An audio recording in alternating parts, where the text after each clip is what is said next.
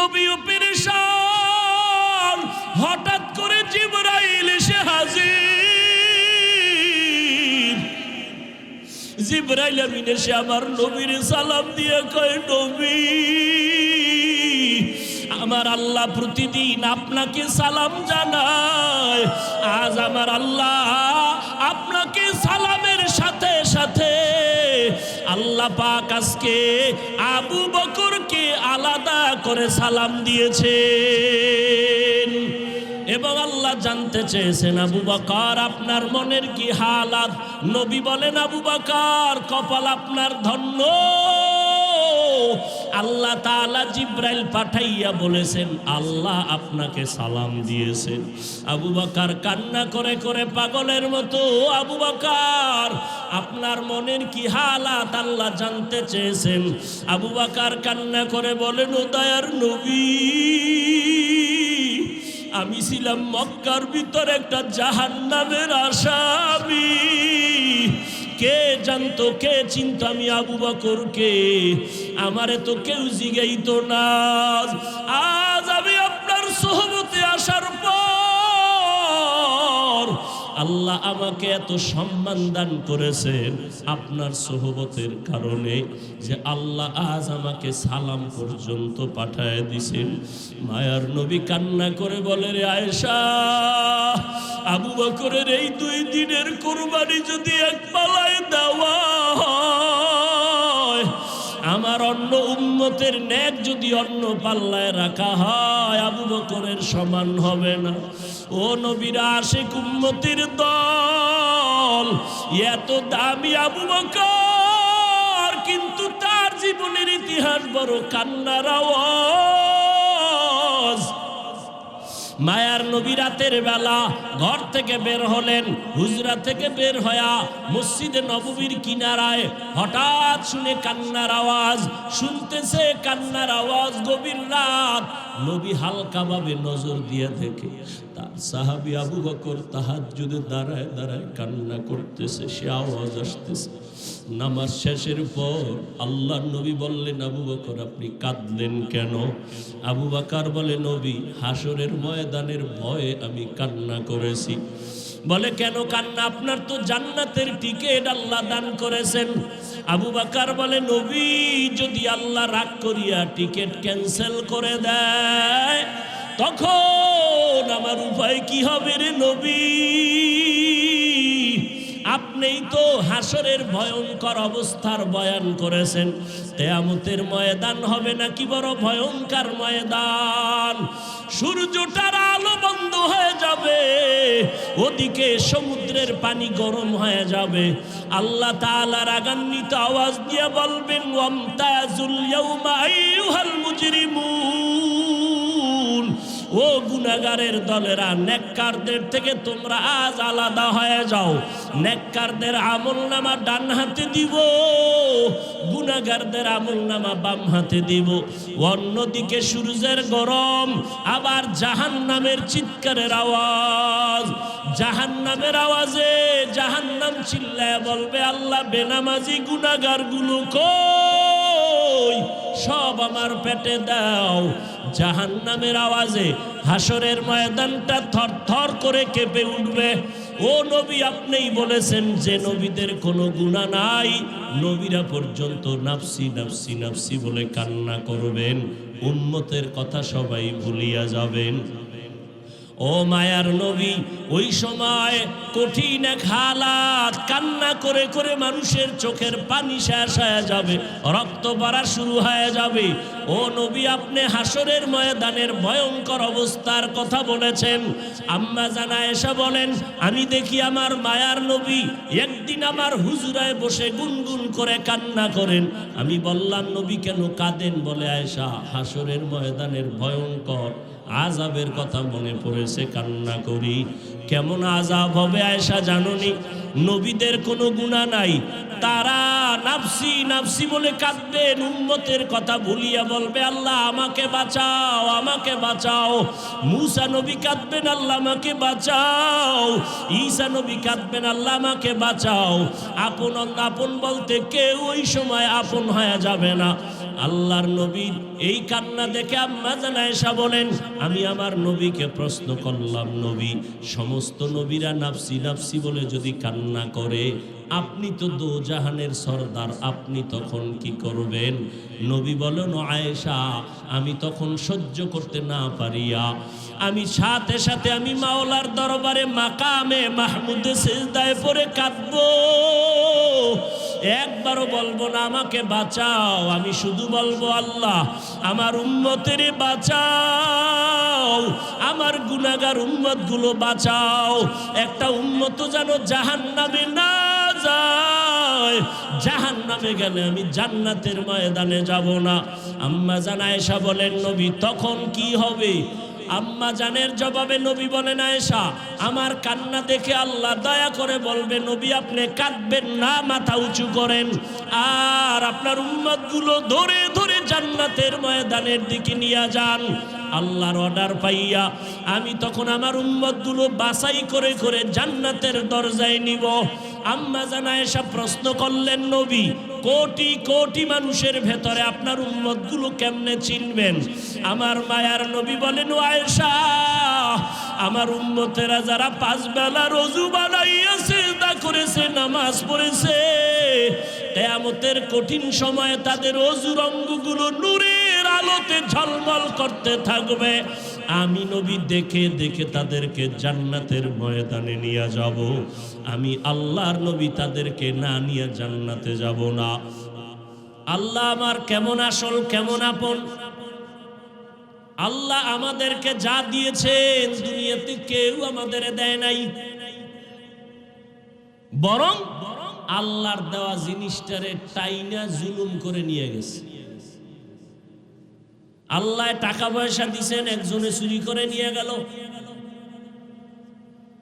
আল্লাহ বাড়ির মালিক বানাইছেন, আর একজনে আগুন লাগায় দিল। আল্লাহ যা আপনাকে আমাকে দিছেন, এইরকম কেউ কিয়ামত পর্যন্ত দিতে পারবে? আল্লাহ আমারে দয়া করে নাপাক পানির থেকে মানুষ বানাইছেন। আল্লাহ আমাকে সম্মানের চেয়ারে বসাইছেন। আল্লাহ আমাকে মুসলমান বানাইছেন। আল্লাহ আমাকে আখিরি নবীর উম্মত হওয়ার তৌফিক দিছেন। জমিনে চলার জন্য আমাকে পাও দিলেন, দেখার জন্য চোখ দিলেন, কাজের জন্য আল্লাহ হাত দিলেন। আল্লাহর দেওয়া হাতটা কত শক্তিশালী, একটু ভেঙ্গে গেলে নতুন করে আবার জোড়া লাগাইলে আগের শক্তি আর। কাদেরে কুদরত দারি বরকামাল, আনতা রব্বি আনতা হাসবি যুল জালাল। আল্লাহ বলেন, বান্দা আমার ইবাদত করবা, আর কারো না। ইবাদত কি? বলে আল্লাহর হুকুম বাস্তবায়ন করার নাম ইবাদত। আল্লাহর হুকুম জীবনে বাস্তবায়ন করার নাম ইবাদতটা। কেন করবেন? প্রত্যেকটা কাজ করার একটা লক্ষ্য থাকে, উদ্দেশ্য থাকে। ইবাদত করার উদ্দেশ্য আল্লাহর সাথে মোলাকাত, আর ইবাদত করার লক্ষ্য জাহান্নাম থেকে মুক্তি, বিনা হিসাবে পাবো জান্নাত। এটা আমার টার্গেট, লক্ষ্য। উদ্দেশ্য কি? আল্লাহর সাথে মোলাকাত। সেই ইবাদতটা করব, সীমানা কত দূর? কয় শুধু মসজিদ, কি শুধু মাদ্রাসা? বান্দা তোমার এই হায়াতের বডিটা যত দূর যাবে তত দূর ইবাদত চলবে। তোমার এই হায়াতের বডি যদি বাথরুমের মধ্যে ঢুকাও, সেখানেও ইবাদত। তাহলে ইবাদত কি? আল্লাহর হুকুম বাস্তবায়ন করা। ইবাদত করবেন কেন? আল্লাহর মোলাকাতের জন্য, জান্নাত পাওয়ার আশায়। ইবাদতের সীমানা কতটুকু? আমার হায়াতের সীমানা যতটুকু। ইবাদতটা কোন সিস্টেমে করবেন? একমাত্র শুধুমাত্র আমার মদিনার নবীর তরিকায়। আর কারো তরিকায় ইবাদত করা যাবে? নবীর আদর্শ তরিকা মেনে যদি আপনি ব্যবসা করেন ইবাদত, চাকরি করবেন ইবাদত, নবীর তরিকা বাদ দিয়া নামাজ পড়বেন গুনাহ, নবীর তরিকা বাদ দিয়া রোজা রাখবেন গুনাহ। কারণ দুনিয়াতে অনেক আদর্শ আছে, তরিকা আছে, সবগুলো নাপাক, একমাত্র মদিনার নবীরটাই হলো পাক। দুনিয়ার মানুষের আদর্শ নাপাক কেন বলে? মানুষটাই নাপাক, তার দিমাগ নাপাক, তার চোখ নাপাক, তার অন্তর নাপাক, তার হাত নাপাক। আবার যদি খায় হারাম, তো তার গোশতও নাপাক, রক্তও নাপাক। আর আমার নবীরটা কেমন পাক? আমার নবীর আদর্শ এমন পাক যে নবীর 63 বছর জীবনে ভুলেও কোনোদিন একটা মিথ্যা কথা বলেন নাই। আমার নবী কেমন পাক? জীবনে কোনোদিন চোখ গরম করে কারো দিকে তাকান নাই। কেমন নবী? এটা কিভাবে সম্ভব? কেমন মায়ার নবী যে জীবনে কাউকে গালি দেন নাই, কেউ যদি গালি দিত নবী জবাবও দেন নাই। নবী কখনো গালি তো দেনই না, কেউ গালি দিলে জবাবও দেন না। মাত্র অল্প টাইমে মক্কার মধ্যে এত আল্লাহর নবীর কিছু খাদেম দিনের জন্য তৈরি হয়ে গেল অল্প সময়, শুধু নবীর আদর্শের কারণে, নবীর ব্যবহার আখলাক। নবী বসে আছেন মসজিদে নববীতে, সাহাবায়ে কেরাম তো নবীরে ছাড়ে না। কোন কথাটা ছুইটা যায়? নবীর একটা কথা মুক্তার থেকে দামি। আর নবীরে দেখলেই কলিজা ঠান্ডা হয়, নবীর চেহারা মোবারক দেখলেই পেটের ক্ষুধা নিবারণ হয়ে যায়। নবীজি যেখানে কদম দেয় সেখানে দীর্ঘদিন শুধু মিশকের ঘ্রাণ, মিশকের ঘ্রাণ, মিশকের ঘ্রাণ। আম্মা জান আয়েশা রাদিয়াল্লাহু আনহা বলেন, নবীজির শরীর মোবারকের ঘাম আমি বোতলের মধ্যে ভরে রাখতাম, বড় বড় অনুষ্ঠানে আতর হিসাবে ব্যবহার করতাম। ওগো নবীর উম্মতেরা, হয়ে আজি দিশাহারা, কোরআন হাদিসের চলো যখন যাহা চায় মনে, নবী বিনে কে তরাবে ফুলসিরাত মিজানে, নবী বিনে কে তরাবে ফুলসিরাত মিজানে। কেমন মায়ার নবী আমার! নবী রাস্তা দিয়া যখন চলে একটা মেঘের খণ্ড নবীর মাথায় ছায়া দেয়, সূর্যের গরম যেন নবীর কষ্ট দিতে না পারে। কেমন মায়ার নবী আমার! যেই নবীর শরীর মোবারকের মধ্যে মশা মাছি পড়ে না, হারাম, এমন একজন মায়ার নবী আল্লাহ আমাদের দান করলেন। কপাল বড় খারাপ, আজকে সেই নবীর উম্মত হইয়া নবীর এখনো পর্যন্ত চিনতে পারলাম না। অথচ গর্তের পিপিলিকা আল্লাহর কাছে বলে, আল্লাহ একটু মক্কার ঘর মদিনার রওজা দেখায় দাও। মরা গাছ, খেজুর গাছ, মদিনার নবী পিঠ মোবারক লাগাইয়া খুতবা পড়েন। দীর্ঘদিন পরে নবী সাহাবায়ে কেরামের অনুরোধে বললেন, এটা বাদ দাও, নতুন এক মিম্বর বানাও। সাহাবায়ে কেরাম বলতেছেন, মানুষ যেমন কানলে আওয়াজ হয়, মরা গাছের থেকে কান্নার আওয়াজ হয়। সাহাবায়ে কেরাম গিয়া বলে, নবী গাছ, খেজুর গাছ, মরা গাছ কানতেছে, মানুষের মতো আওয়াজ আসতেছে কানের ভেতরে। মরা গাছ নবীর জন্য পাগল, আর আমরা জিন্দা মানুষ হইয়াও সেই নবীরে চিনতে পারলাম না। যদি চিনতে পারতারে বাবা, নিজে নামাজ পড়ি, নিজে জিকির করি, ছেলে মেয়েরে নবীর সুন্নতওয়ালা বানাইতে কেন পারি না? বহু নেক আমলওয়ালা কিয়ামতের দিন শুধু সন্তানদের অন্যায়ের কারণে জাহান্নামে যাবে। বহু মা বাবা জাহান্নামে যাবে শুধু সন্তানকে সঠিক লাইনে না রাখার কারণে। বললি বলে চেষ্টা করছি, পারি না।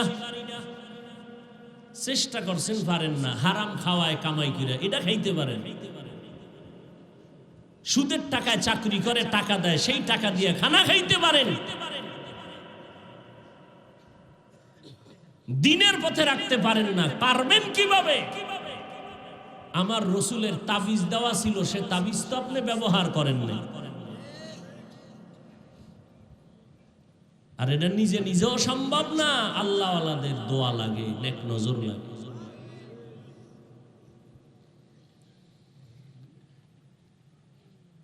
আল্লাহর নবী আয়েশা বলে, গাছ কেন কাঁদো?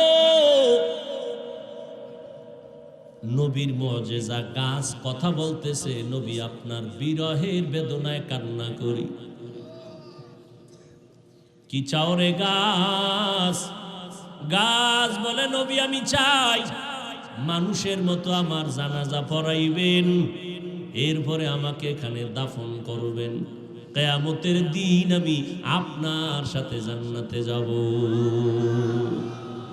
উস্তুনে হান্নানা আজহাজ রে রসুল, নালামি জাদ হাম চুয়ার বাবে উকুল। মদিনার নবীর আদর্শ এত পবিত্র। আমার নবী অল্প টাইমে মানুষ শুধু তাকাইয়া থাকলেই পাগল পারা হয়ে যাইত নবীর জন্য। আল্লাহ তাআলা নবীকে এমন মর্যাদা দান করেছেন, জঙ্গলের প্রাণীরা নবীর আওয়াজ পাইতো বহু দূর থেকে, পেয়ে বারবার সালাম জানাইতো।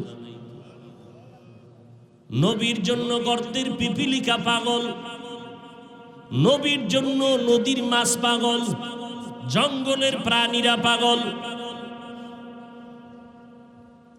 মায়ার নবীর জন্য গর্তের ভেতরে বড় এক সাপ অপেক্ষা করতেছে, নবী এখানে আসবে, আমি একটু চেহারা মোবারক দেখব। কেমন মায়ার নবী আমার! মাত্র 13 বছরের সীমানায় দামি দামি সাহাবা বেঈমানেরা নবীর হাতে কালেমা পড়ে এত দামি হয়ে গেল। আল্লাহ নিজে দুনিয়াতে 10 জনের নামে জান্নাতের টিকিট পাঠায় দিলেন। এর মধ্যে 1 নম্বরে কে? আবু বকর সিদ্দিক রাদিয়াল্লাহু তাআলা আনহু। কত দাম আবু বকরের! আম্মা জান আয়েশা একদিন নবীরে কয়, নবী আপনার সাথে ওমর, ওসমান, আলী, আবু বকর আমার আব্বাজান সাথে সাথে থাকে, পরামর্শ করেন, আপনার উম্মতের মধ্যে না আমলের লাইনে কে বেশি আগে? আম্মা জান আয়েশা বলছেন, এক নিয়তে নবী বুঝা ফেলাইছেন। নবী কয়, ও আয়েশা, আকাশে যেই পরিমাণ তারকা দেখো, এর থেকে ওমরের আমল আরো বেশি। আম্মা জান আয়েশা ভাবলেন, আমার আব্বার কথাটা কইল না। মহিলা মানুষ, বয়স তো বেশি না, 6 বছরে রসুলের সাথে বিয়ার বন্ধন হলো, 9 বছরে নবীর ঘরে আসলেন। আম্মা জানের 18 বছর বয়স, তখন নবী দুনিয়ার থেকে চলে গেলেন। বলেন তো নবীর ঘর করলেন কয় বছর? মাত্র। আর এখন তো 18 বছরের মেয়েদের অনেক ক্ষেত্রে বিবাহই হয় না। আর আম্মা জান মাত্র 9 বছর নবীর ঘর করলেন। 9 বছরে নবীর ঘরে আসলেন, আল্লাহ তাআলা আম্মা জান আয়েশাকে এত বরকত দান করলেন নবীর সোহবতে।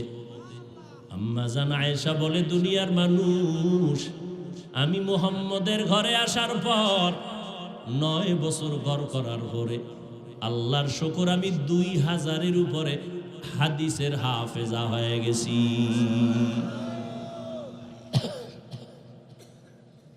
বড় বড় সাহাবায়ে কেরাম কোন মাসআলায় আটকায় গেলে আম্মাজানের কাছে আসতেন, আম্মাজান এমন সমাধান দিতেন সমস্ত সাহাবায়ে কেরাম এক আওয়াজে মেনে নিতেন, কোনো ইখতিলাফ করতেন না। নবীজি কইলেন ওমরের কথা, আম্মাজান ভাবলেন আমার আব্বার কথা বললেন না, এবার বইলেই ভালাইলেন আমার আব্বার খবর কি। আব্বাকে আম্মাজান আয়েশার বাবা আবু বকর। এইবার নবী কয়, ও আয়েশা, তোমার বাবার কথা? আবু বকরের কথা কি বলবো রে আয়েশা? আবু বকরের জীবনে 2 দিনের 2টা আমল আল্লাহর কাছে এত প্রিয়। 2 দিনের 2টা আমল, 2টা ত্যাগ, 2টা কোরবানি আল্লাহর কাছে এত দামি। ওমর কেন? আমার সব উম্মতের আমল যদি এক পালায় দেও তার সমান হবে না।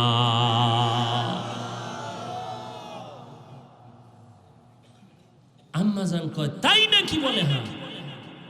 কোন দিনের ত্যাগ আর আমল? ভাল লাগবে না? বাবার গুণগান শুনবে, ভাল লাগবে? কোন দিনে?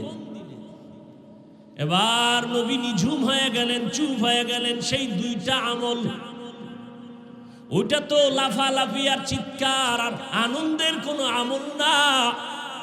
ওই 2টা দিনের ত্যাগ, আবু বকরের কথা মনে পড়লেই তো কান্না আসবে। আবু বকরের সেই 2 দিনের ত্যাগ কান্নার ইতিহাস। ওই 2 দিনের ত্যাগের আমল বড় কান্নার আওয়াজ। ও আয়েশা, যেদিন আমার ঘরের মধ্যে, মক্কার ঘরে আমি শুয়েছিলাম রাতের বেলা, আমার চারদিকে দুশমন, আমার আপনজনেরা তরবারি নিয়ে ঘেরাও দিছে, আমার আজকে রাত্রে হত্যা করে ফেলবে। কতবার আসছে আমাকে জবাই করার জন্য, আজ ওরা ফাইনাল আমাকে হত্যা করেই ফেলবে। আমি পেরেশান, চতুর্দিকে দুশমন দাঁড়ায় গেল, সবার হাতে অস্ত্রধারী। আজ আমাকে হত্যা না করে ওরা কেউ বাসায় যাবে না। আমার আল্লাহ পাক বলেন, ওয়াল্লাহু ইয়াসিমুকা মিনান নাস। ও নবী, কোরআন হেফাজতের জিম্মাদারি আমি আল্লাহ যেমন এককভাবে নিয়েছি, আপনাকেও হেফাজতের জিম্মাদারি আমি আল্লাহ এককভাবে নিয়েছি। আপনার কোনো ক্ষতি হবে না পয়গম্বর, ধৈর্য ধারণ করেন। এবং প্রস্তুতি তো আগের থেকেই বলা হয়েছে, আজ আর ঘরের মধ্যে থাকা যাবে না, এখনই বের হইয়া মদিনার পথে হিজরত করা লাগবে, আর থাকা যাবে না। মদিনার পথে নবী হিজরতের জন্য রেডি হয়ে গেলেন, কিন্তু চারদিকে দুশমন ঘরের পাশে আটকায় দাঁড়ানো, বের হব কেমনে? আল্লাহ কয়, নবী একটু হাতের মধ্যে কিছু বালু নেন, বালু নিয়া আমার কোরআনের আয়াতগুলো বালুর মধ্যে পড়েন আপনার পবিত্র জবানে। মায়ার নবী আল্লাহর হুকুম পাইয়া বালুগুলো হাতের মধ্যে নিয়ে মোহব্বতের আওয়াজ দিয়া তেলাওয়াত শুরু করলেন, বিসমিল্লাহির রহমানির রহিম, ইয়াসিন ওয়াল কুরআনিল হাকীম, ইন্নাকা লামিনাল মুরসালিন আলা সিরাতিম মুস্তাকিম, তানজিলাল আজিজির রহিম লিতুনযিরা কওমান মা উনযিরা আবাউহুম ফাহুম গাফিলুন লাকাদ হাক্কাল কওলু আলা আকসারিহিম ফাহুম লা ইউমিনুন ইন্না জাআলনা ফি আ'নাকিহিম আগলালান ফাহিয়া ইলাল আযকান ফাহুম মুকমাহুন وجعلنا من بين أيديهم ومن خلفهم سدا فأغشيناهم فهم لا يبصرون আয়াতগুলো পড়িয়ে দম করলেন। আল্লাহ বলেন নবী আপনি বালুগুলো চারদিকে মারেন। নবী তেলাওয়াত করে আয়াত পড়ে দম করে বালুগুলো মারলেন। বেঈমানদের চোখের মধ্যে হালকা লাগলো বাতাস, চোখের পাওয়ার সাথে সাথে নষ্ট হয়ে গেল। আল্লাহ পাকের অর্ডারে এবার নবী বের হয়ে গেলেন। এক টানা গিয়া আবু বকরের দরজায় গিয়া দাঁড়াইলেন। আসসালামু আলাইকুম ইয়া আহলাল বাইত। মায়ার নবীর কণ্ঠের আওয়াজ আবু বকরের কানে লাগতে দেরি আবু বকর বলেন লাব্বাইক ওয়া সাদাইকা ইয়া রাসূলুল্লাহ। দরজা খুলে দিলেন। নবী বলেন আবু বকর এত গভীর রাত আপনি কি ঘুমান নাই? আবু বকর বলেন নবী বহুদিন আগে আপনি বলেছিলেন হিজরত করা লাগবে, আমি আবু বকর আপনার সঙ্গী হব। আল্লাহর জাতের কসম করে বলি রে নবী, ওই যেদিন আপনি বলছেন যত ব্যস্তই থাকি না কেন রাতের বেলা ঘরে আইসা আমি দাঁড়াইয়া অপেক্ষা করি, একটা সেকেন্ডের জন্য আমি ঘুম যাই না। কারণ আমি যদি ঘুমায় যাই আর রহমতের নবী আইসা ডাকিয়া যদি আমাকে না পায়, অন্য দিক থেকে দুশমনের আক্রমণ, নবীর উপরে আক্রমণ যদি হয়, নবী যদি চলে যায়, আমি আবু বকরের বেঁচে থেকে কি লাভ? কারণ আমি আবু বকর যেই নবীর সোহবত আর নেক নজর এত দামি হয়ে গেলাম। হঠাৎ খবর হয়ে গেল নবী নাই, নবী নাই। মদিনার নবীর একজন আশিক খেজুরের বাগানে পানি দেয়। হঠাৎ করে কানে আওয়াজ নবী নাই। বালতি ফালাইয়া আসমানের দিয়ে তাকায় কয় মালিক তুমি আমাকে অন্ধ বানাইয়া দাও, কারণ এই চক্ষু দুইটা রিজার্ভ করে রেখেছি শুধু নবীজিকে দেখব আর কলিজাটা ঠান্ডা করব। আজ আমার সেই মহব্বতের নবী যদি না থাকে, এই চক্ষু দিয়া অন্য কিছু দেখব না, তুমি আমারে অন্ধ বানায় দাও। কেমন মায়ার নবীর মহব্বত রে, নবীর আশিক উম্মতের দল। আজকে ১৫০০ বছর পরেও ওই নবীর আদর্শের কারণে কত সম্মান আল্লাহ দান করেছেন। নবীর মহব্বতের টুপি, নবীর আদর্শের দাড়ি, নবীর আদর্শের পোশাক, আজকে কত সম্মান। যত বড় কাট্টা বেঈমান হোক না কেন, মদিনার পোশাকটা দেখলে সম্মান করার চেষ্টা করে। মদিনার নবীর আদর্শের এত দাম। ১৫০০ বছর পরেও কত বড় বড় বিধর্মীরা নবীর সুন্নতের এই আদর্শ দেখে মুসলমান হয়ে গেল। আবু বকর বলে নবী আল্লাহর জাতের কসম আমি একটা সেকেন্ড ঘুমাই না, দরজার কিনারায় দাঁড়ায় দাঁড়ায় অপেক্ষা করি নবী এসে কখন আমারে ডাক দিবে, আমি সাথে সাথে যেন জবাব দিয়ে দরজা খুলতে পারি। মায়ার নবী চোখের পানি ছেড়ে কাঁদলেন। আবু বকর এটা কেমন করে সম্ভব? নবীজির এই কথা আবু বকর বলে নবী আমার মেয়ে আসমা এও রাতে ঘুমায় না, আমি সারা রাত অপেক্ষা করি, আমার কন্যাটাও নাস্তা বানায় অপেক্ষা করে, মদিনার পথে কে দিবে খানা, আমার মেয়ে খানা নিয়ে অপেক্ষায় থাকে। আমি আবু বকরও যাব, আমার মেয়েটা অপেক্ষা করে। শুধু তাই না, এই হিজরতের পথে নবী বাহন আমি রেখেছি খুঁটির গোড়ায় বেঁধে, এই বাহনটাও কোনো রাত্র ঘুমায় না। মদিনার নবী আসবেন, পথের দিয়ে তাকায় থাকে মক্কার দিকে। নবী আসবেন, তারে পেটের মধ্যে নিয়ে মদিনায় যাবেন। এদিক দিয়ে দুশ্মনেরা ঘরের পেছন দিয়ে ভেতরে ঢুকলো, দেখে মোহাম্মদ নাই। এদিকে সময় খুবই কম, দ্রুত নবী আবু বকরকে নিয়ে বের হয়ে গেলেন। হাঁটতেছেন, পাথরওয়ালা পথ, সমতল না, উঁচকুচ পথ, পাথরওয়ালা রাস্তা, হাঁটতে বড় কষ্ট। হাঁটতেছেন, আবু বকর একবার ডানে যায়, নবীর একবার বামে যায়, একবার সামনে যায়, একবার পেছনে যায়। নবী বলেন, আবু বকর আপনি এমন কেন করেন? আবু বকর বলে, নবী দুশ্মনের ভয় আমি ভয় পাই, ডান দিক থেকে না জানি আক্রমণ আসে ডানে যাই, বাম দিক থেকে না জানি আক্রমণ আসে আমি বামে যাই, পেছন দিকে যাই, আবার পেছন থেকে যেন আক্রমণ করতে না পারে। কারণ কোন দুশ্মন যদি আক্রমণের গুলি মারে আমি আবু বকরের গায়ে লাগবে, আমার মায়ার নবীর শরীরে যেন না লাগে। কারণ আমার মায়ার নবীর শরীর এত বরকতের শরীর, যেই নবীর শরীর মোবারকে মশা পড়ে না, মাছিও পড়ে না, হারাম। আবু বকর নবী হাঁটতেছেন দোনোজনে মদিনার পথে।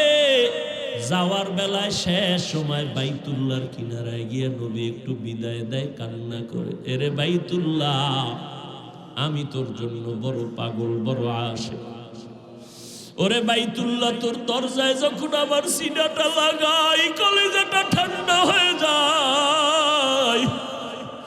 ও বাইতুল্লাহ, দুশ্মনের ভয়ে পারি না, একটু মোহাব্বত করে সেজদা দিয়া নামাজ পড়বো। আমার আল্লাহর ঘর, আমার আল্লাহর ঘরের দিকে ফিরিয়া নামাজ পড়তে পারি না রে বাইতুল্লাহ। আমার দুশ্মন কলিজাটা ভেঙ্গে যায় রে বাইতুল্লাহ।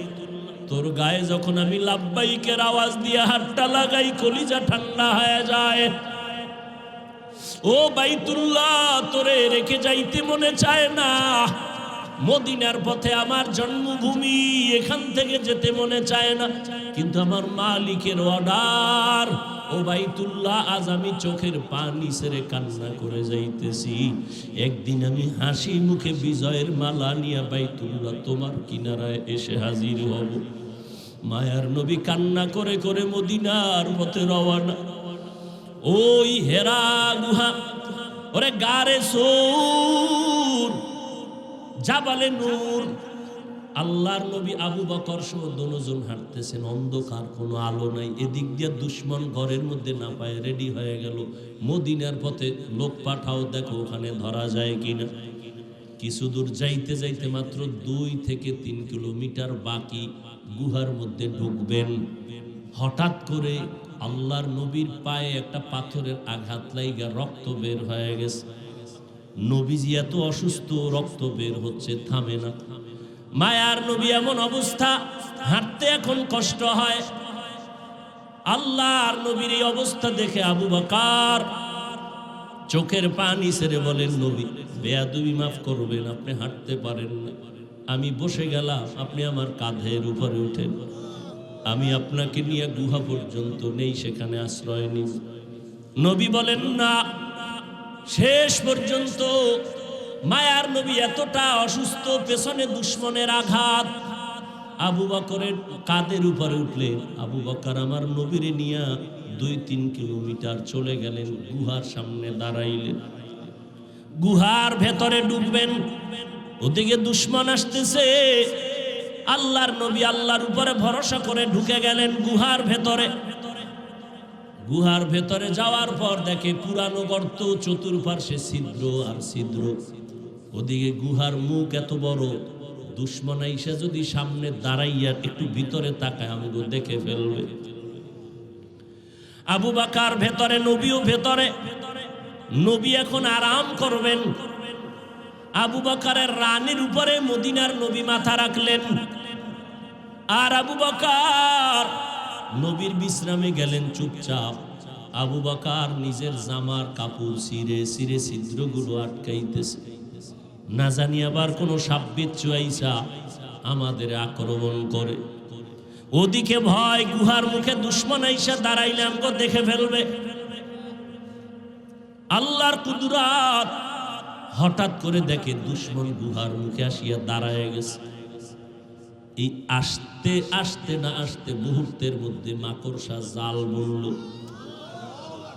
দুশমন আসতে না আসতে একটা কবুতর এসে ডিম পাড়া শুরু করলো। দুশমনেরা নিচে তাকাইলি দেখে ফেলবে আবু বকরের। হেফাজতের মালিক আমার আল্লাহ। মায়ার নবী তো বিশ্রামে আছে আবু বকরের রানের উপরে। ওরা গুহার মুখে আইসা তাকাইয়া, ভিতরে তাকায় না, ডানে বামে তাকায়, হালকা ভাবে নজর দিয়ে দেখে মাকড়সার জাল, কবুতর, এখানে তো কেউ নাই। এরা ওখান থেকে চলে গেল। আবু বকর চুপ করে বসে আছেন। গর্তগুলো জামার কাপড় দিয়ে আটকাইতেছে। সিরে সিরে সিরে ছেড়ে আটকায় দেখে একটা ছিদ্র বন্ধ করার মতো কাপড় নাই। আবু বকর ওই গর্তটার মুখে পায়ের গোনালি দিয়া চাপ দিয়া ধরে রাখলেন। কিন্তু ওই গর্তের মধ্যে একটা সাপ বহুদিন ধরে ছিল, মায়ার নবীকে দেখবে বলি অপেক্ষা করছে। আবু বকর যখন পা সরায় না, ঠোঁট দিয়া কয়েকটা হালকা ভাবে আক্রমণ করলো। আক্রমণের নিয়ত না, পাওটা সরাও, আমার আশান্বিত নবী বুঝি আসছে, আমি দেখব। যখন পাওটা সরায় না, হালকা ভাবে একটু দাঁত বসায় দিছে। দেওয়া মাত্র বিষে পুরো শরীর জর্জরিত। আবু বকরের বিষ, চোখের পানি পড়া শুরু হয়ে গেল। কিন্তু পা নাড়ায় না। রহমতের নবী রানের উপরে মাথা মোবারক রেখে আছে। পা নাড়ায় না, বেদবি হবে, নবীর ঘুম নষ্ট হবে। মায়ার নবী বিশ্রামে আছেন। হঠাৎ করে অজান্তে আবু বকরের কান্নার চোখের একটা ফোঁটা পানি নবীর উপরে পড়ে গেল। মায়ার নবী তাকায় দেখে আবু বকরের চোখে পানি। নবী বলেন, আবু বকর কি খবর? বলে, নবী এই হালাত। নবী জিহ্বার থেকে মোবারক থেকে লালা মোবারক নিয়ে একটু লাগায় দিলেন, সাথে সাথে বিষ পানি হয়ে গেল। এরে নবীর উম্মতের দল, ওই সাপ গর্ত থেকে মুখ বের করলো। নবীজির নজর পড়ে গেল। মায়ার নবী এমন রহমতের নবী আমার, সমস্ত প্রাণীরা আমার নবীকে চিনে, আমার নবীরে দেখার জন্য পাগল। কিন্তু আমরা সেই নবীর শ্রেষ্ঠ উম্মত হইয়া নবীরে এখনো পর্যন্ত দেখতে পারলাম না। কি দরুদ শরীফ পড়ি যে নবীর সাথে দেখা হয় না। ওরে সেজদার মতো সেজদা দিলে তো মাওলার সাথে দিদার হবে, দরুদের মতো দরুদ পড়লে তো মদিনার নবীর সাথে ঘুমের ঘরে মোলাকাত হয়ে যাবে। ও আল্লাহর বান্দারা, এই জীবনের আমলের ফলাফল কি? নবীরে কি ঘুমের ঘরে দেখেছো? আল্লাহর সাথে কি পরিমাণ মোহাব্বত তৈরি হয়ে গেল। ওই নবীর ধুলা বালু, মদিনার ধুলা লাগানোর জন্য আশেকেরা পাগল পারা হয়ে দৌড়ায়। অথচ নবীর সুন্নতের আশেক এখনো পর্যন্ত হতে পারলাম না।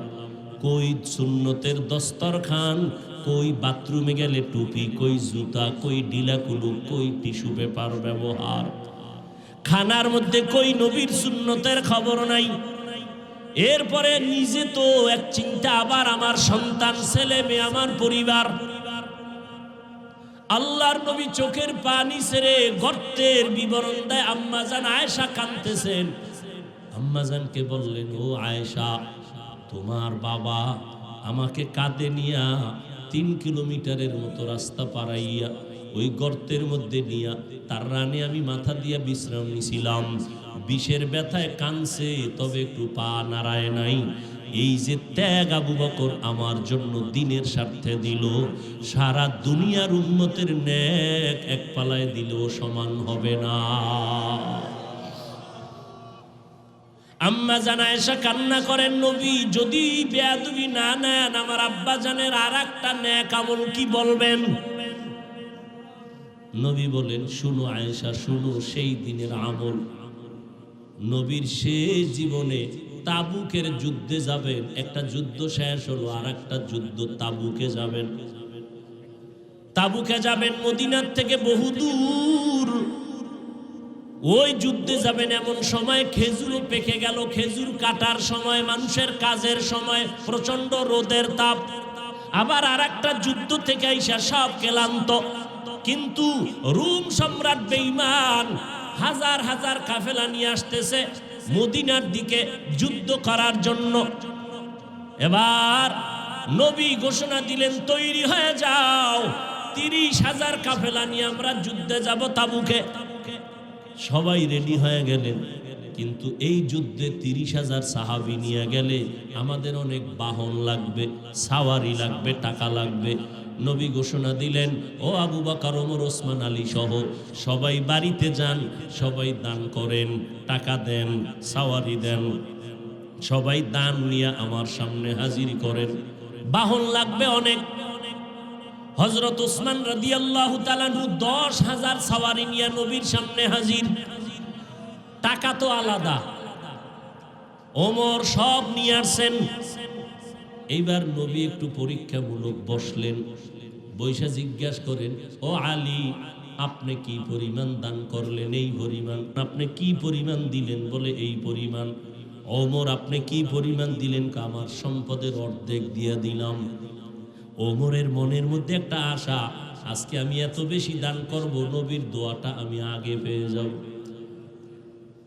ওমরেরও আশা বেশি দান করব, দোয়াটা পাবো। ওসমানেরও আশা। নবী সবাই জিগাইলেন, এই আলী কি পরিমাণ দিলেন? ওসমান কি পরিমাণ দিলেন? ওমর কি পরিমাণ দিলেন? আবু বকরকে নবী কয়, ও আবু বকর, আপনি বাড়িতে কি পরিমাণ রাখলেন? হযরত আলীকে বললেন, কি পরিমাণ নিয়ে আসছেন? ওসমানকে বললেন, কি পরিমাণ দান করেছেন? ওমরকে বললেন, কি পরিমাণ নিয়ে আসছেন? কিন্তু আবু বকরকে কি পরিমাণ নিয়ে আসছেন বলে নাই, কারণ নবী জানে আবু বকর বড় গরীব। মায়ার নবী বললেন, আবু বকর ঘরের মধ্যে কি রেখে আসছেন? আবু বকর চোখের পানি ছেড়ে বলে, নবী, আমার ঘরে ঝাড়ু দিয়া দিয়া সব আমি নিয়ে আসছি। আমার ঘরে আমার আল্লাহর, আমার নবী ছাড়া কেউ নাই। আমার আল্লাহ ছাড়া, আমার মুহাম্মদ নবী ছাড়া আমার কেউ নাই। আমি সব ঝাড়ু দিয়া দিয়া আমি সব দিনের নবীর সামনে আসছি, কারণ এই সময় যদি আমি কিছু রাখি, আমি আল্লাহর কাছে ফলাফল পাবো না। আমার খানার মতো চুলায় আগুন জ্বলে না, ঘরে খাউন নাই। এত কষ্টের মধ্যেও আমি আপনার মুহাব্বত আর আমার মাওলার মুহাব্বতে সব বিলীন করে দিলাম। ও নবী, এখন আমার ঘরে আল্লাহ ছাড়া কেউ নাই। নবী বড় আশ্চর্য হয়ে গেলেন। আবু বকরের কথা শুনে ওমরের মাথাটা নত হয়ে গেল। আজকে বুঝি আমি বড় দোয়াটা পাইলাম না।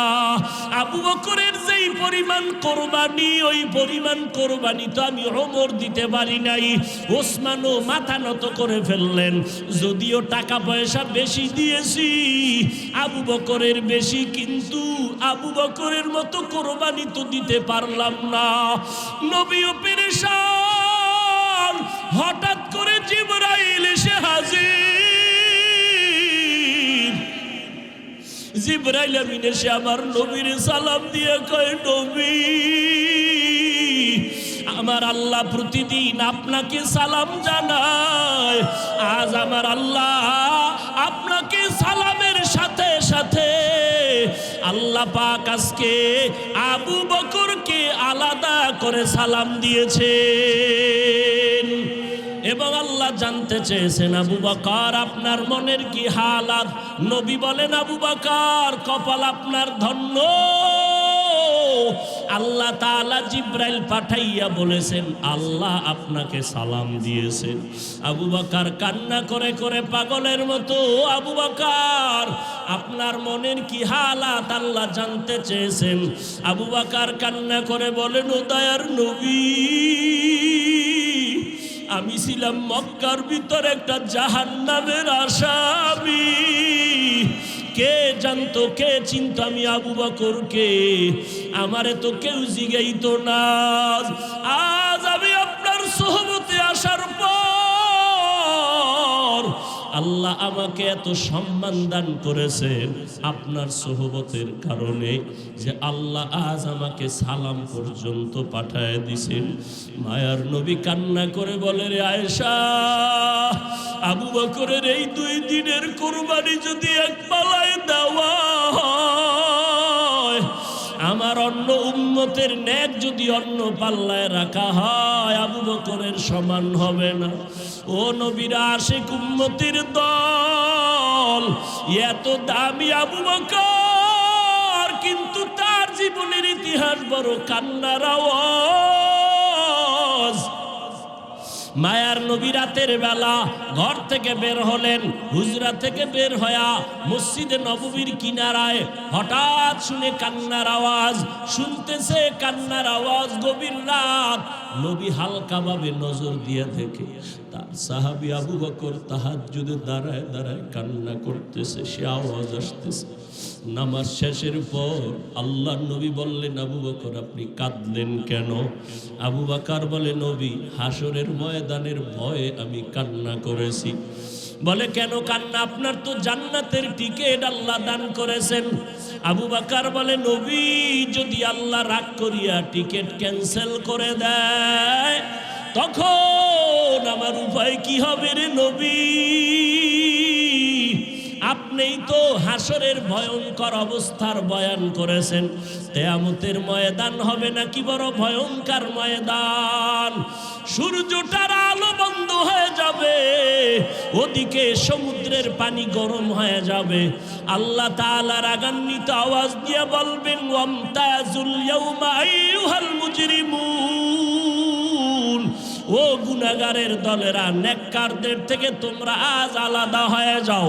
নেককারদের আমলনামা ডান হাতে দিব, গুনাহগারদের আমলনামা বাম হাতে দিব। অন্যদিকে সূর্যের গরম, আবার জাহান্নামের চিৎকারের আওয়াজ। জাহান্নামের আওয়াজে জাহান্নাম চিল্লায় বলবে, আল্লাহ বেনামাজি গুনাহগারগুলো কই? সব আমার পেটে দাও। জাহান্নামের আওয়াজে হাসরের ময়দানটা থরথর করে কেঁপে উঠবে। ও নবী, আপনিই বলেছেন যে নবীদের কোনো গুনাহ নাই, নবীরা পর্যন্ত নাফসি নাফসি নাফসি বলে কান্না করবেন, উম্মতের কথা সবাই ভুলিয়া যাবেন। ও মায়ার নবী, ওই সময় কঠিন এক হালাত, কান্না করে করে মানুষের চোখের পানি শেষ হয়ে যাবে, রক্ত পড়া শুরু হয়ে যাবে। ও নবী, আপনি হাসরের ময়দানের ভয়ঙ্কর অবস্থার কথা বলেছেন। আম্মা জান আয়েশা বলেন, আমি দেখি আমার মায়ার নবী একদিন আমার হুজুরায় বসে গুনগুন করে কান্না করেন। আমি বললাম, নবী কেন কাঁদেন? বলে, আয়েশা, হাসরের ময়দানের ভয়ঙ্কর আযাবের কথা মনে পড়েছে, কান্না করি। কেমন আযাব হবে আয়েশা জানোনি? নবীদের কোনো গুনাহ নাই, তারা নাফসি নাফসি বলে কাঁদবেন, উম্মতের কথা ভুলিয়া বলবে, আল্লাহ আমাকে বাঁচাও, আমাকে বাঁচাও। মূসা নবী কাঁদবেন, আল্লাহ আমাকে বাঁচাও। ঈসা নবী কাঁদবেন, আল্লাহ আমাকে বাঁচাও। আপন আপন বলতে কেউ ওই সময় আপন হয়ে যাবে না। আল্লাহর নবীর এই কান্না দেখে আম্মা জান আয়েশা বলেন, আমি আমার নবীকে প্রশ্ন করলাম, নবী, সমস্ত নবীরা নাফসি নাফসি বলে যদি কান্না করে, আপনি তো দোজাহানের সরদার, আপনি তখন কি করবেন? নবী বলেন, আয়েশা, আমি তখন সহ্য করতে না পারিয়া আমি সাথে সাথে আমি মাওলার দরবারে মাকামে মাহমুদে সিজদায় পড়ে কাঁদবো। একবারও বলবো না আমাকে বাঁচাও, আমি শুধু বলবো, আল্লাহ আমার উম্মতের বাঁচাও, আমার গুনাহগার উম্মতগুলো বাঁচাও। একটা উম্মত যেন জাহান্নামে না যায়, জাহান্নামে গেলে আমি জান্নাতের ময়দানে যাব না। আম্মা জান আয়েশা বলেন, নবী তখন কি হবে? আম্মা জানের জবাবে নবী বলেন, আয়েশা, আমার কান্না দেখে আল্লাহ দয়া করে বলবে, নবী আপনি কাঁদবেন না, মাথা উঁচু করেন, আর আপনার উম্মতগুলো ধরে ধরে জান্নাতের ময়দানের দিকে নিয়ে যান। আল্লাহর অর্ডার পাইয়া আমি তখন আমার উম্মতগুলো বাছাই করে করে জান্নাতের দরজায় নিব। আম্মা জান আয়েশা প্রশ্ন করলেন, নবী, কোটি কোটি মানুষের ভেতরে আপনার উম্মতগুলো কেমনে চিনবেন? আমার মায়ার নবী বলেন, ও আয়েশা, আমার উম্মতেরা যারা 5 বেলা রোজু বানাইয়া সিজদা করেছে, নামাজ পড়েছে, কিয়ামতের কঠিন সময়ে তাদের অজুর অঙ্গগুলো নূরের আলোতে ঝলমল করতে থাকবে। আমি নবী দেখে দেখে তাদেরকে জান্নাতের ময়দানে নিয়ে যাব। আমি আল্লাহর নবী তাদেরকে না নিয়ে জান্নাতে যাব না। ও পর্দার আড়ালের আম্মা জানেরা, আপনারা তো নবীদের মা, সাহাবায়ে কেরামের মা, আউলিয়ায়ে কেরামের মা, হাফেজে কোরআনের মা। আপনারা খাদিজা রাদিয়াল্লাহু আনহার মতো নারী, আয়েশা রাদিয়াল্লাহু আনহার মতো নারী, ফাতেমা রাদিয়াল্লাহু আনহার মতো নারী কয়দিন আর দুনিয়াতে বাঁচবেন? ও যুবক, ওই মা বাবার দোয়া নিয়ে সামনে আগাও, নবীজির সুন্নতের মালা গলায় লাগাও। মরিয়া গেলে যাবা, নামাজ ছাড়বা না, বেপরদায় চলবা না। একটা সেকেন্ডের জাহান্নামের আযাব সহ্য করার শক্তি কারো নাই। আজ এত বিশাল জান্নাতি বাগান, কত আশেক জাকেরারা বসে আছে, কত আল্লাহর বান্দার চোখে পানি, অথচ আমার তোমার চোখে কেন পানি নাই? গুনার কারণে আল্লাহ বুঝি বেজার। এখনো সময় আছে, তওবা করে নাও, মা বাবার দোয়া নিয়ে আগাও। মা বাবার চোখের পানি আর দোয়ার কারণে আজ এই চেয়ারে বসলাম।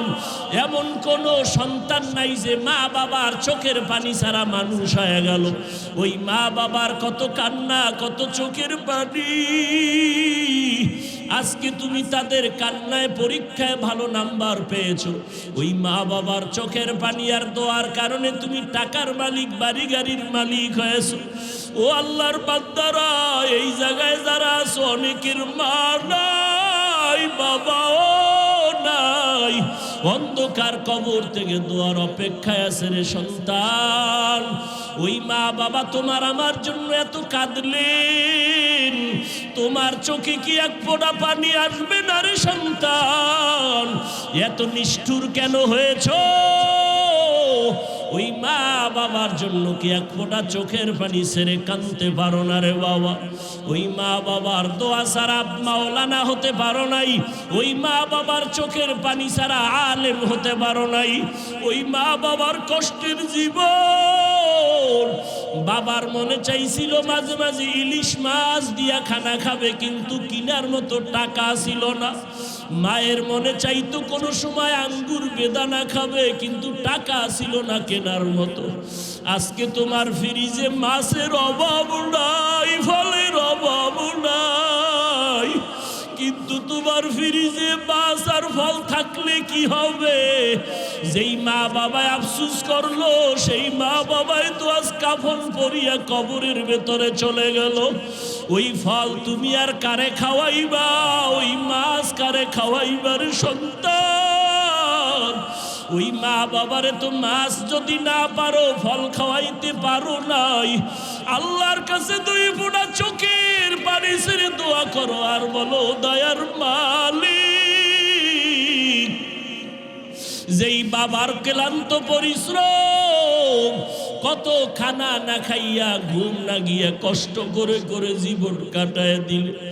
বাবা কোনোদিন নিজের কাপড় কেনার জন্য কষ্ট করে নাই, বাবা কোনোদিন নিজের পেটে খানা দেওয়ার জন্য কাজকর্ম করে কষ্ট করে নাই। বাবা দিন নাই রাত নাই এত কষ্ট করেছেন শুধু সন্তানকে হাসি মুখ দেখবে, সন্তানের বড় বানাবে। বাবা রিক্সা চালাইয়া চালাইয়া টাকা দেয়, ভ্যান চালাইয়া টাকা দেয়, চায় সন্তানটারে মানুষ বানাবে। অনেক বাবা বেতন দিতে পারে না, অনেক বাবা জামা কাপড় দিতে পারে না, মানুষের বাড়ি কাজ করে আর দিল খুশি আমার সন্তান কোরআন তেলাওয়াত করে, আমার সন্তান কেওড়া বুনিয়া মাদ্রাসায় পড়ে, আমার কষ্ট কোনো দুঃখ নাই, গাধার মতো কষ্ট করি তারপরও দুঃখ নাই। আমার সন্তান যদি হাফেজ হয়, আলেম হয়, কিয়ামতের দিন যদি জিজ্ঞেস করে কি নিয়ে হাজির হয়েছো, আমি যদি কোনো আমল পেশ করতে না পারি, আমার জীবনের কষ্টের দেওয়া টাকা দিয়ে যে সন্তানটারে আলেম বানাইলাম, ওই সন্তান আমাকে না নিয়ে জান্নাতের ময়দানে যাবে না। ও আল্লাহর আশেকেরা, সন্তানটাকে পারলানি কোরআন পড়াইতে, সন্তানটারে পারলানি আলেম বানাইতে, হাফেজ বানাইতে। সন্তান স্কুলে পড়াও আলহামদুলিল্লাহ বাধা নাই, কলেজে পড়াও বাধা নাই, তবে সন্তানটাকে আদর্শওয়ালা বানাইও। সন্তানের ব্যবহারে যেন আলেমরা কষ্ট না পায়, সন্তানের ব্যবহারে যেন মুরব্বীরা কষ্ট না পায়, সন্তানের ব্যবহারে যেন সমবয়সী কেউ কষ্ট না পায়। ওই সন্তানকে আদর্শওয়ালা বানাইয়া কোরআন পড়ায় যাও। ডাক্তার হলেও কোরআন পড়ে পড়ে দোয়া করবে। আর ওই সন্তানের আচরণ দেখিয়া এলাকার মানুষ মা বাবার জন্য প্রাণ খুলে দোয়া করবে। ও আল্লাহর বান্দারা, এখনো যারা পারেন নাই তওবা করেন। আল্লাহ যতদিন হায়াত রাখেন দ্বীনের উপরে নিজেও চলবো, সন্তানকে চালাবো। একজন আদর্শ সন্তানের বাবা মা হইয়া কবরে যাব। আজকে থেকে আর কোনোদিন গুনাহের পথে যাব না। আজকে থেকে সন্তানকেও গুনার পথে চালাবো না, নবীর তরিকার বাইরে চলবো না। আল্লাহ আমাদের সবাইকে খাঁটি তওবাওয়ালা জিন্দেগি দান করেন। তওবার উপরে মজবুত হইয়া নবীজির তরিকা মতে আল্লাহওয়ালাদের সোহবতে চলার তৌফিক দান করেন। আমিন। আল্লাহ সবাইকে কবুল করেন।